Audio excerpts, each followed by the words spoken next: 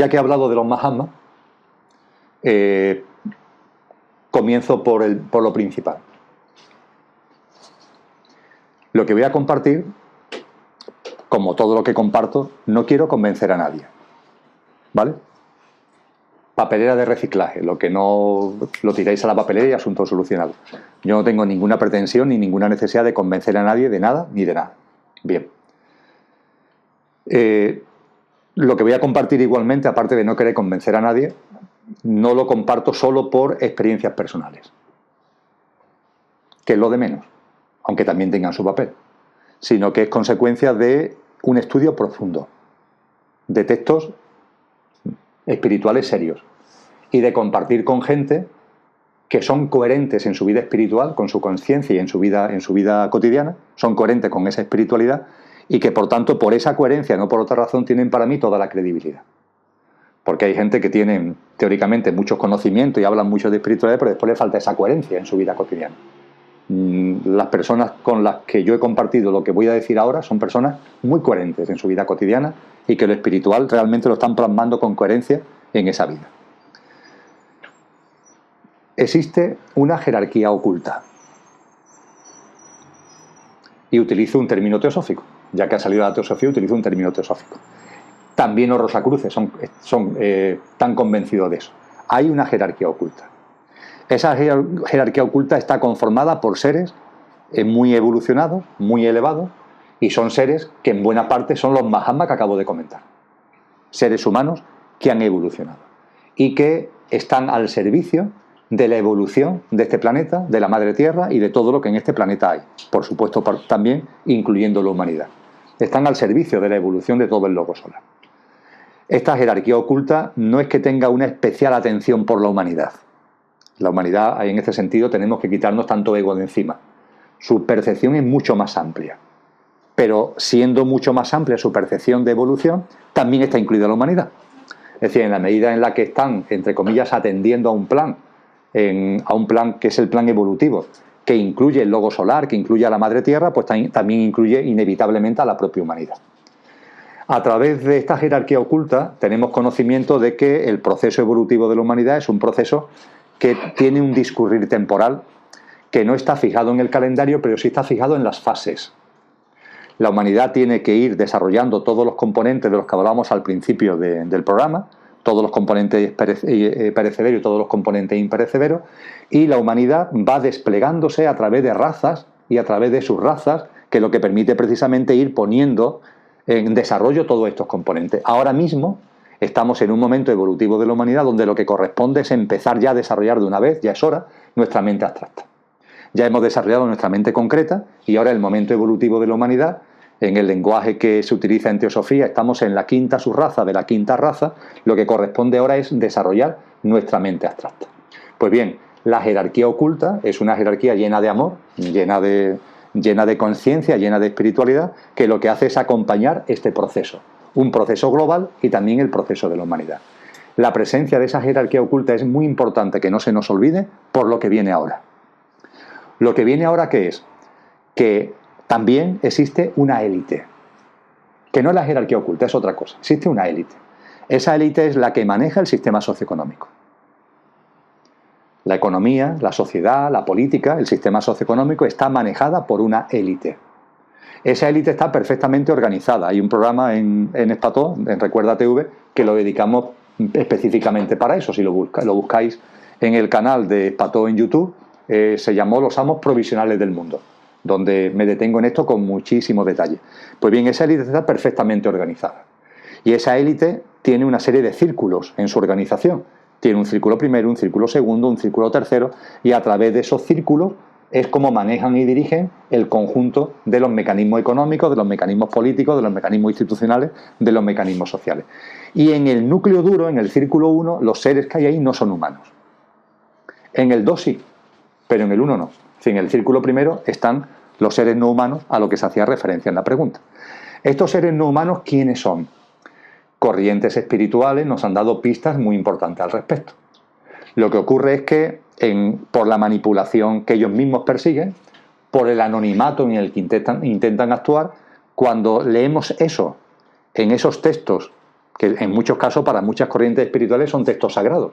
Pero cuando hoy día un ser humano lee esos textos, por la manipulación precisamente en la que estamos, le parece imposible. Y se da una paradoja, y es que hay personas que leen esos textos y todo lo que hay en esos textos se lo creen, menos esto. Todo lo demás se lo creen, menos esto. ¿A qué me refiero? Al hecho de que hay unos seres que están en este mundo, no siendo de este mundo, no siendo seres humanos, y que son los que llevan el control de la humanidad. No tenemos que ir a una corriente espirituales muy lejanas para encontrarnos esto. Nos podemos centrar, por ejemplo, en la corriente cristiana, en los evangelios cristianos.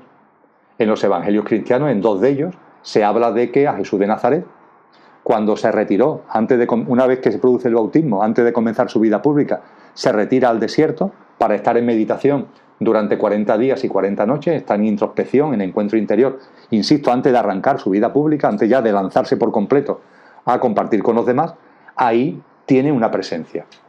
Y esa presencia en los evangelios se dice que es Satanás. Y Satanás se le presenta además haciéndole ofrecimientos muy concretos. No son folclóricos bailables, no son evanescentes, sino muy concretos. Y hay en particular un ofrecimiento, donde Satanás, dicen los evangelios, que coge a Jesús y lo lleva, lo pone encima de en lo alto de un monte. Y le dice y le invita ahí a que contemple todos los reinos y la riqueza de este mundo. Y le dice Satanás a Jesús unas palabras que son casi lapidarias. Le dice: todo esto es mío porque me ha sido dado. Tremendo. Si tuviéramos tiempo entraríamos en lo que puede significar esto. Todo esto es mío, todos estos tronos, estos gobiernos, toda esta riqueza del mundo, todo esto es mío porque me ha sido dado. Y yo te lo ofrezco a ti. Puede ser tuyo. Tú puedes vivir disfrutando de todo eso. Pero a cambio de eso, te tienes que postrar ante mí. Tienes que ponerte a mi servicio. Jesús de Nazaret le contesta con la profundidad y la educación característica en él y evidentemente no se postra ante él. Evidentemente no acepta el ofrecimiento que le ha hecho Satanás, pero se lo hace. Cuando esto se lee, lo primero que viene a la mente, a mí me pasó durante mucho tiempo, es que esto es un tema metafórico y que Satanás es ni más ni menos que una metáfora acerca de la parte mala, por así decir, de la humanidad, del ser humano o de la existencia. Personalmente, mi proceso espiritual me ha costado mucho trabajo darme cuenta de que esto no es ni mucho menos un invento, sino que es una realidad. Y que no nos está describiendo algo metafórico, sino que es algo que es verdad. Que Satanás existe y que Satanás y los que están con él, los demonios, los diablos, como queramos llamar los que están con él, son, como dicen los textos cristianos, ángeles caídos. Y ángeles caídos además desde un plano bastante inefable, porque se nos dice en los textos cristianos que son querubines. Y en la jerarquía celestial cristiana los querubines son, junto con los serafines, los que están más cercanos de la divinidad. Están los serafines, que su nombre lo indica, ser afín, lo más afín a lo divino, y después están los querubines. Después vienen muchos más, que si los tronos, las virtudes, las potestades, los principados, los arcángeles, los ángeles, después vienen muchos más. Los querubines es un plano muy alto. ¿El cómo es posible que desde un plano alto tengas ese descenso? Mirad, hay determinados comportamientos donde el como es arriba es abajo. Es decir, aquí podemos pensar que lo que aquí hay, en planos más altos, no lo puede haber. Como es arriba, es abajo. Aquí hay, por ejemplo, egoísmo, y hay un componente egoico. Claro, en esos planos inefables, los componentes egoicos que puede haber son muy distintos a los de aquí, pero puede haberlos.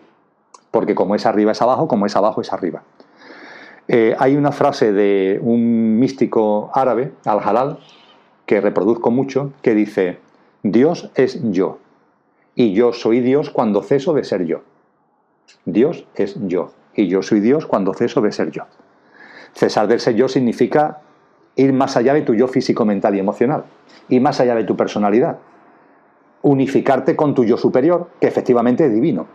Así se cierra el círculo. Dios es yo y yo soy Dios cuando transciendo, cuando voy más allá, cuando ya no me aferro, cuando ya no me identifico con mi yo.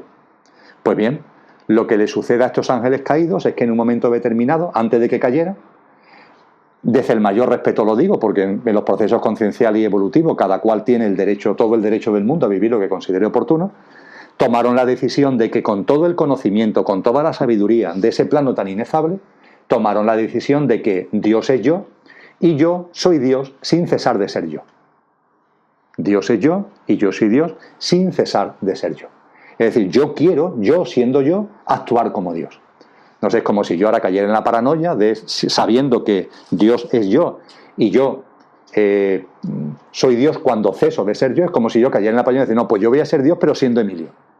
Y como Emilio, con los conocimientos que voy teniendo, con la sabiduría que voy teniendo, voy a actuar para ejercer aquí y para hacer de Dios. Cuando el descenso, ¿a qué se debe? El descenso se debe a que ellos aquí están haciendo de Dios. Es el plano donde pueden ejercitarse como el Dios que quieren ser. Y ellos están haciéndonos creer que son nuestros dioses, han inventado religiones, han inventado figuras espirituales y sobre todo y fundamentalmente llevan la rienda de esta sociedad hace muchísimo tiempo. Como ellos no pueden llevarlo directamente, han buscado seres humanos que se presten a eso. Son los seres humanos que se postran. Lo que Jesús no hizo, ha habido seres humanos que lo han hecho. Tanto ese círculo 1 de seres no humanos como el círculo 2 de seres humanos que se han postrado son totalmente anónimos. Cualquier nombre que tengamos de familia no está ni en el círculo 1 ni en el círculo 2. En el círculo 1 porque no son humanos y en el círculo 2 porque siendo humanos están en el más absoluto anonimato. De hecho, el círculo tercero, para garantizar el anonimato, no está compuesto de personas sino de organizaciones secretas, donde van captando a la gente. Esas organizaciones tienen múltiples formas, no son de una única manera. Hay multitud de organizaciones a nivel mundial que son utilizadas para comprobar hasta qué punto la gente son válidas para utilizarlas en los demás círculos, en el cuarto, en el quinto, en el sexto, y lo van poniendo en los sitios para que presten su función ahí. ¿Qué es lo que cuando a alguien se le capta, cuando a alguien se le pone en estos sitios, a través de estas organizaciones, qué perfil se busca? Pues en primer lugar un perfil muy egoico, es decir, personas que tengan mucha necesidad de satisfacer deseos egoicos suyos, de riqueza, de poder, de éxito, de reconocimiento, de fama, etcétera, etcétera. Y después también que tengan un enorme desprecio hacia los demás seres humanos. Esto es clave, porque la élite, empezando por el círculo 1 y por el círculo 2, considera que la humanidad es un rebaño de estúpidos, de tontos, que solo merecen ser controlados, manipulados y estar al servicio de ellos. Entonces es clave que el que se capta tenga también esa visión de la gente, que tenga un desprecio, por así decir, por sus congéneres y que entienda que la gente es tonta y que el listo es él. Y que por tanto él está para aprovecharse de los tontos que están ahí. Eso es otro elemento distintivo en la captación de la élite. Pues bien, así se ha construido una élite con círculos distintos, con élites, con subélites, que son los que llevan actualmente la dirección, el manejo del sistema socioeconómico. Y por supuesto practican una enorme manipulación, enorme, continua. Los elementos de manipulación, creo que a estas alturas conocemos muy bien cuáles son los fundamentales. Hay muchas formas de manipular, pero hay una serie de técnicas que son las que más utilizan, las que más han utilizado siempre y las que siguen utilizando ahora. La principal, el miedo y la inseguridad. El miedo y la inseguridad. Ellos saben que un ser humano, cuando tiene miedo, cuando está inseguro, es más fácilmente manipulable, más fácilmente manejable que un ser humano que no tiene miedo y un ser humano que está en su sitio. Entonces ellos lo que intentan es continuamente mensajes dirigidos a que la gente tenga miedo, la gente vive en incertidumbre y la gente vive en inseguridad. Esto es muy sencillo de comprobar, encender la tele. Esto es muy sencillo de comprobar, abrir un periódico. Con independencia de otras cosas, los mensajes ahí ¿cuáles son? Miedo e inseguridad. No nos hemos preguntado muchas veces, porque es lo lógico preguntárselo, ¿por qué los telediarios siempre es lo mismo? Con la cantidad de cosas que hay en el mundo, bellas, hermosas y llenas de amor, ¿por qué siempre es lo mismo? Pues muy simple, porque las cadenas, los grandes medios de comunicación pertenecen a la élite. Y la élite lo utilizan para lo que ellos quieren, claro, que es transmitir miedo e inseguridad. Y a partir de ahí la manipulación adquiere muchas formas. Todo lo que se habla, ¿no?, de las falsas banderas, de que ellos mismos provocan cosas, muchas veces son los bomberos, pirómanos que después aparecen como bomberos, provocan el incendio y después aparecen como los bomberos. De esto ya creo que ya empezamos a ser conscientes, ¿no? Lo que sí es cierto es que el círculo 1 y el círculo 2 se mueven en el más absoluto anonimato. Cuando se habla, yo que sé, del Club Bilderberg, de cosas parecidas, esto estamos hablando de círculo cuarto, círculo quinto, círculo sexto. Los círculos que de verdad manejan el cotarro se mueven en la más absoluta anonimato y tienen enormes mecanismos de manipulación que, repito, en el miedo, en la inseguridad, en la incertidumbre, tienen sus grandes caldos de cultivo. se planteaba en este sentido que es el psiquismo como forma de manipulación. Mirad, cuando se va produciendo un desarrollo espiritual en el que estamos, cada uno a su ritmo, pero en el que estamos, se van despertando determinadas facultades que todos tenemos. En el lenguaje oriental se le llaman los siddhis, poderes. Todos los tenemos. No son poderes de un señor especial, no, los tenemos todos. Tenemos el don de la clarividencia todos. Tenemos la capacidad de comunicación telepática todos.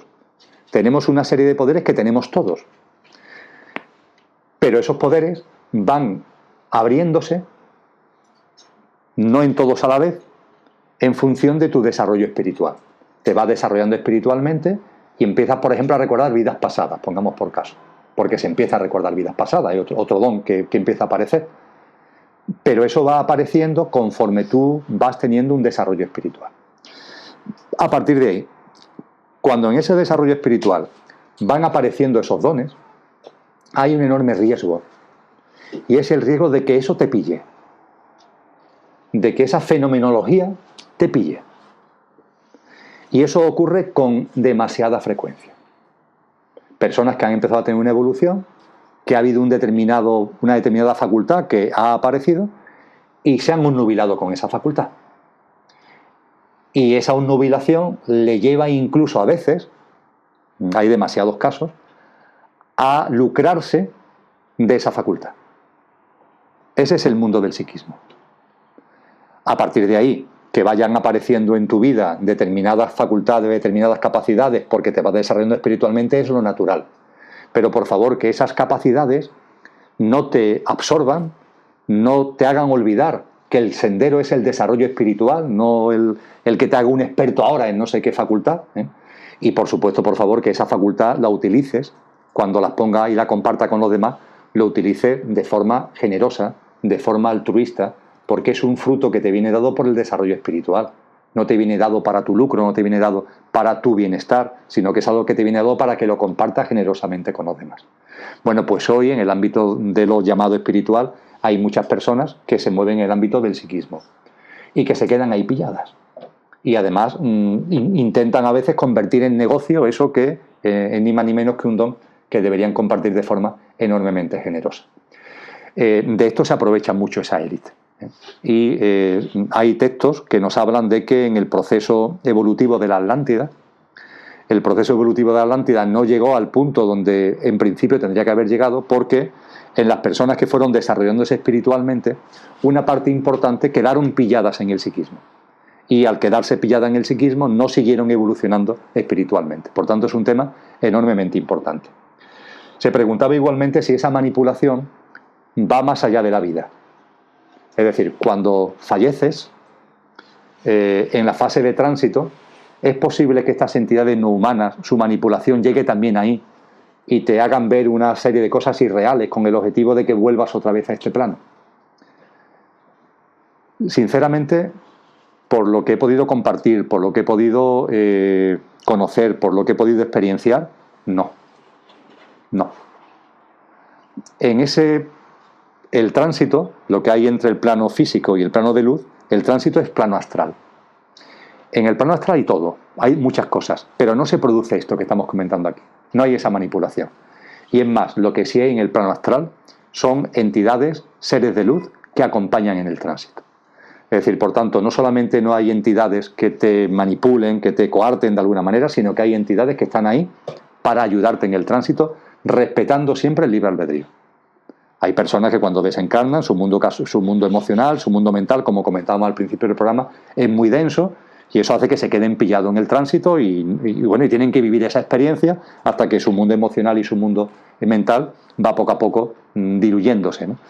Y ese apoyo que te pueden dar esos seres de luz entonces no es posible, porque tú estás como bloqueado, ¿no?, en tus propias emociones y en tu propio mundo mental. Pero lo que hay en el tránsito son acompañantes de luz, seres de luz, con lo cual yo os quitaría cualquier tipo de miedo.